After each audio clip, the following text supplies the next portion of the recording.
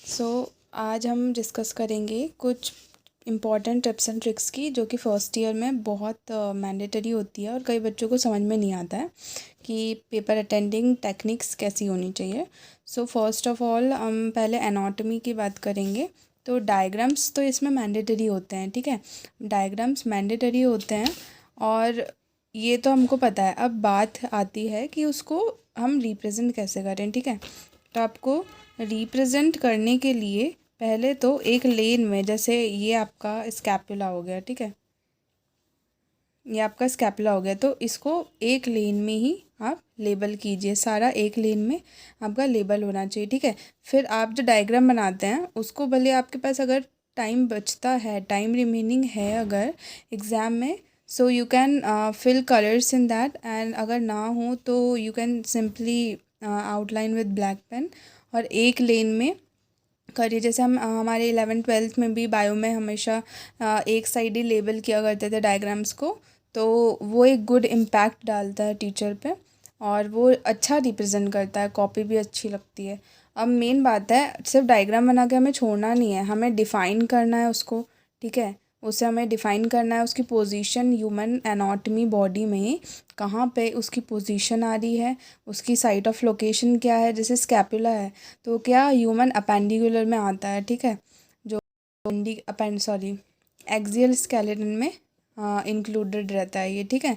और एक तो एक्सियल स्केलेटन होता है, एक अपेंडिकुलर स्केलेटन रहता है, तो ये एक्सियल स्केलेटन में इंक्लूड होता है। और क्या अपर लिम्स में, ये अपर लिम्ब का पार्ट है ना एक, तो अपर लिम्ब में पोजीशनड है ये, तो हमें ये सब भी पॉइंट वाइज शॉर्ट शॉर्ट लिख देना। अगर आपके पास टाइम रिमेनिंग नहीं है तो simply you can just point out these features of any bone, ठीक है। एनाटॉमी में से बोन्स वगैरह ज़्यादा आती है।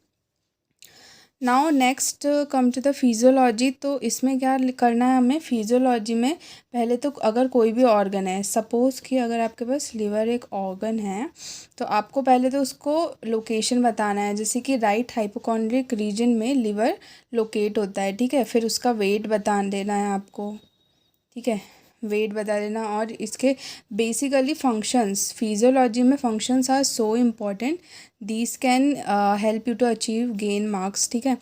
तो इसलिए आपको फंक्शंस उसके मैंडेटरी है, याद होने ही चाहिए, ठीक है। तो वो ये नहीं पूछेगा, कभी कभी पूछ लेते हैं कि डायरेक्ट सिंपली क्वेश्चन आ जाता है कि describe the functions of liver या describe the functions of saliva, और कई बार नहीं आता है, ठीक है। तो आपको रीलोकेट करना है उसको और उसको डिकोड करना है कि क्वेश्चन क्या कहना चाह रहा है। तो बेसिकली फिजियोलॉजी में फंक्शन ज़्यादा पूछे जाते हैं, ठीक है। अब एनाटॉमी की बात है, तो एनाटॉमी मतलब कि उसकी साइट क्या है, वही लोकेशन ही एक काइंड ऑफ इसकी एनाटॉमी तो नहीं कह सकते इसको, साइट्स बोल सकते हैं, मतलब लोकेशन और साइट दोनों ही सेम है, ठीक है। तो जैसे मैंने बताया कि लिवर है तो ये राइट हाइपोकॉन्ड्रिक रीजन में रहता है, ठीक है, राइट एपिगेस्ट्रिक नहीं, राइट हाइपोकॉन्ड्रिक में रहता है, ठीक है।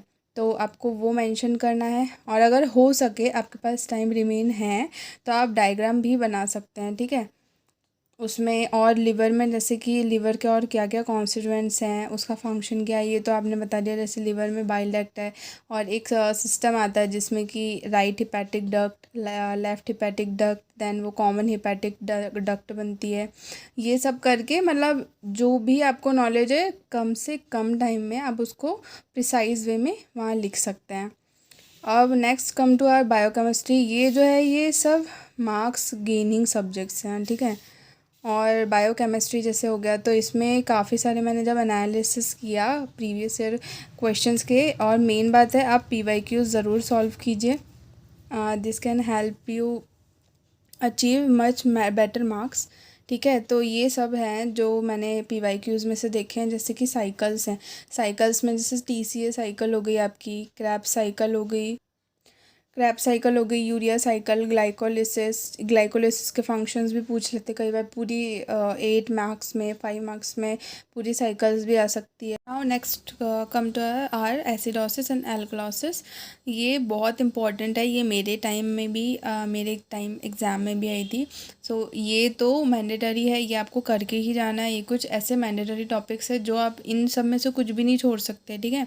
बफर्स हो गए, बफर्स सॉल्यूशंस जो हो गए हैं वो आपको करके जाना है। डायग्नोस्टिक्स टेस्ट भी कई बार पूछ लेते हैं, जैसे सेरिब्रोस्पाइनल फ्लूइड एग्जामिनेशन आप कैसे करते हो, ये सब भी पूछ लेते हैं। LFT हो गया आपका, और RFT हो गया, ठीक है।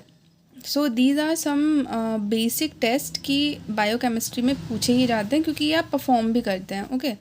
सो डिसीज़ के बारे में भी आ जाता है, जैसे एथेरोस्क्लेरोसिस है। तो ये सारी डिसीज़ेज़ हैं, इनका बायोकेमिस्ट्री में क्या रोल है, वो ऐसे भी क्वेश्चंस आते हैं, डायरेक्ट भी आ सकते हैं और इनडायरेक्ट भी आ सकते हैं। और जैसे कि मैंने कहा, अगर आप PYQ सॉल्व करेंगे तो आपको एक रफ़ आइडिया हो जाएगा एस्टिमेटेड कि क्वेश्चंस कहाँ से आएंगे, कैसे आएंगे। So this can help you a lot, okay.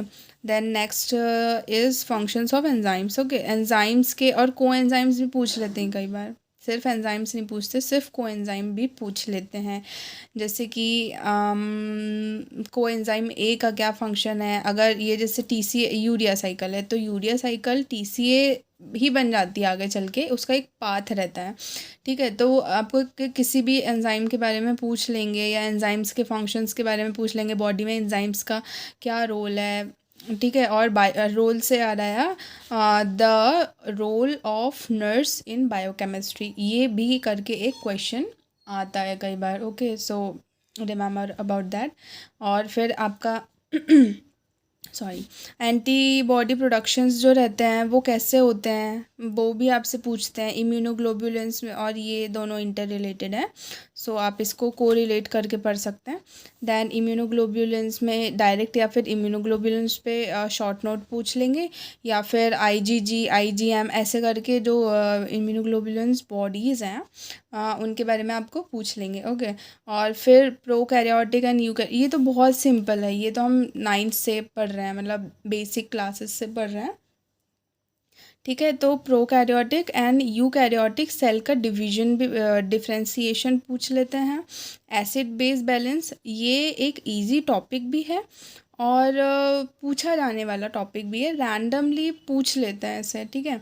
तो एसिड बेस बैलेंस भी आना चाहिए आपको, है ही, पढ़ लेना, इतना टफ नहीं है। तो मतलब 2 to 5 मिनट्स में आपके कॉन्सेप्ट्स क्लियर कर सकता है, ये ऐसा टॉपिक है, ओके। देन मेटाबॉलिज्म पे भी शॉर्ट नोट्स आ जाते हैं कई बार। तो ये कुछ टॉपिक्स हैं, अगर आपको इतना नीड है तो डू कमेंट डाउन, तो मैं इसे टेलीग्राम पे डाल दूँगी। और आगे भी अगर आपको ऐसे ही वीडियोस चाहिए तो डू लेट मी नो, और ऐसे और टॉपिक्स में डाल दूँगी जो आपको एग्ज़ाम प्रिपरेशन में बहुत हेल्प करेंगे। और ये ऐसे टॉपिक्स है कि आपने कर लिए ना, तो you can achieve a good marks, okay. ठीक है, बाय बाय, टेक केयर।